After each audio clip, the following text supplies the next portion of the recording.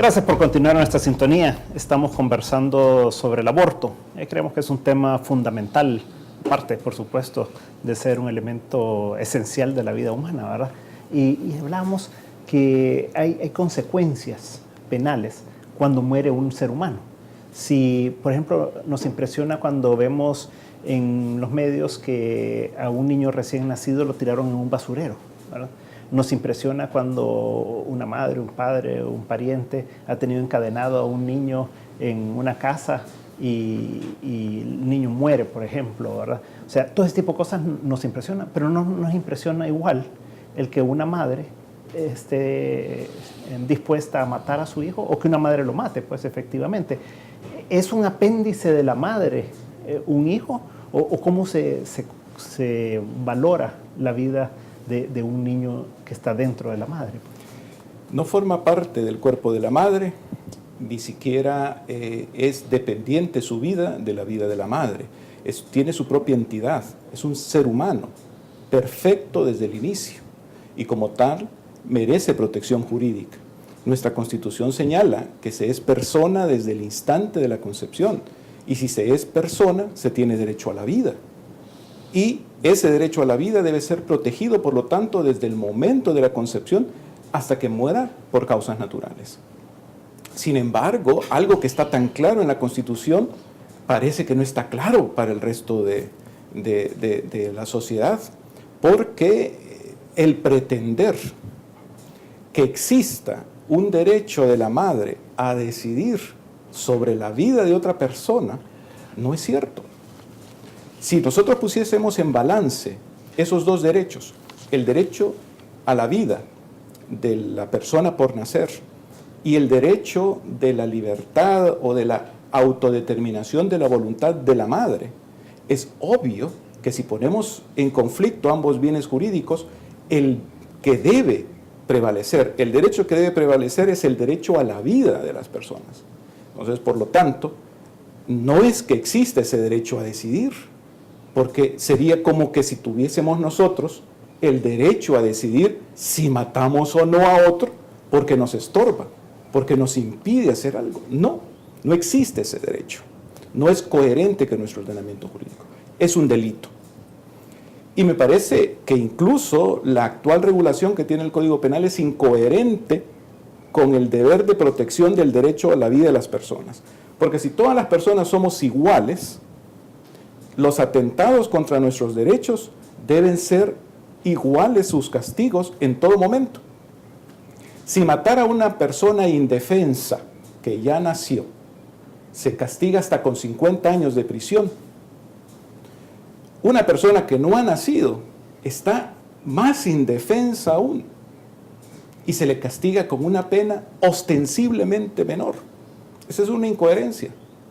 Es una incoherencia en nuestro ordenamiento jurídico. En eso deberíamos de estar pensando nosotros, en dotarle de orden lógico a nuestro ordenamiento jurídico y no pensar en situaciones que no pueden ser toleradas en el sistema jurídico de un país, en un país como El Salvador. El problema del aborto, pues hay diferentes maneras en su regulación jurídica, desde una prohibición absoluta de los atentados contra la vida, incluso de los nasciturus, como es en el caso de El Salvador, hasta la total permisión, como es en otros países como los Estados Unidos, por ejemplo. En el intermedio, hay otras legislaciones en las cuales se permiten algunas formas de aborto. El sistema de plazos, por ejemplo, en el cual es tolerado el aborto en las 12 primeras semanas de gestación, que es coherente con aquella vieja idea, una idea ya totalmente superada por la ciencia, y es que antes de las 12 semanas de gestación no se es persona, y después de las 12 semanas de gestación ya se es persona. Eso ya está científicamente probado, que se es persona desde el momento de la concepción. Hasta el sistema de las denominadas indicaciones médicas, donde se incluye el famoso aborto terapéutico. Ese sistema de indicaciones médicas, ¿qué es lo que aconseja? Que en algunos casos se pueda matar a una persona. ¿En qué casos?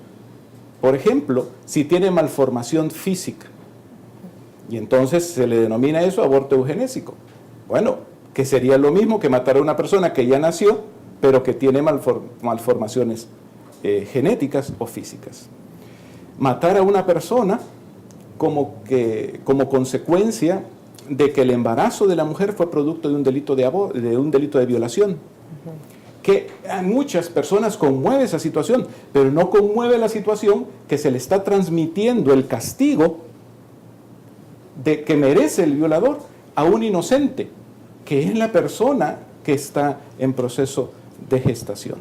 Y entonces estamos rompiendo nuestro ordenamiento jurídico al transmitirle el castigo con su propia vida a un inocente, cuando lo que deberíamos de castigar es al que cometió el delito de violación, que es el denominado aborto criminológico. Y por último, el denominado aborto terapéutico, que se suele mencionar como aquel que pone en peligro la vida de la madre. Pero lo que ocurre es que en ese balance, vida de la madre, vida del nasciturus, lo que tenemos que buscarle es una solución a proteger ambos derechos, porque ambos derechos merecen igual protección. Y entonces, si se toma la decisión de matar a una persona para salvar a otra persona, pues entonces no hay reproche penal. Pero porque está en una situación de peligro, no en una situación de probabilidad o riesgo de ocurrencia. Que ese es el problema. El problema no es que el peligro surge como consecuencia del embarazo, sino que el peligro surge como consecuencia de alguna enfermedad que está adoleciendo la madre, pero el embarazo no es una enfermedad.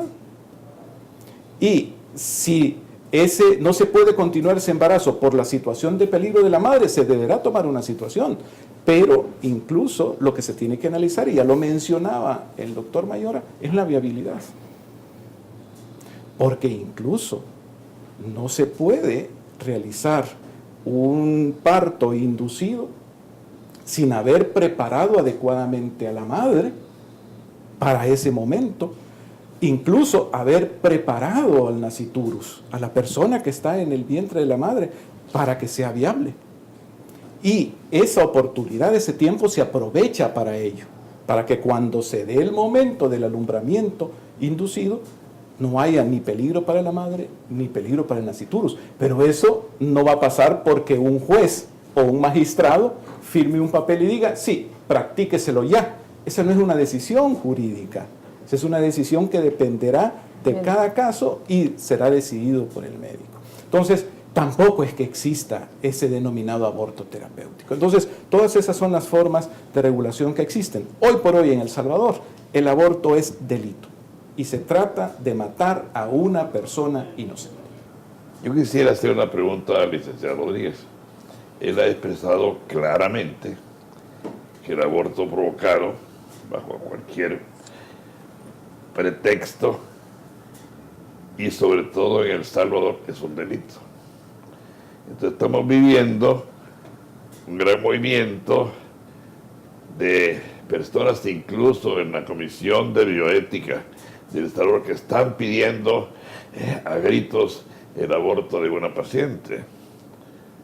Están pidiendo un delito, entonces están pidiendo que se haga un delito o no. Y está pidiendo que sea un delito desde el punto de vista jurídico, cómo podría clasificarse esta acción. Esta es la que le quería preguntar a usted. Sí, efectivamente, lo que se está solicitando es que incluso se autorice la comisión de un delito, que se mate a una persona. A mí me parece que no se puede autorizar, ni se debe autorizar que se practique un aborto, porque ese es en el tema de cuando corre peligro la vida de la madre y la vida y tenemos de por medio la vida de un nasciturus. Esa situación de peligro para la vida de la madre tiene que reunir requisitos para que se pueda no sancionar cuando se toma la decisión de salvar la vida de la madre y, en consecuencia, conculcar, menoscabar o matar a la persona.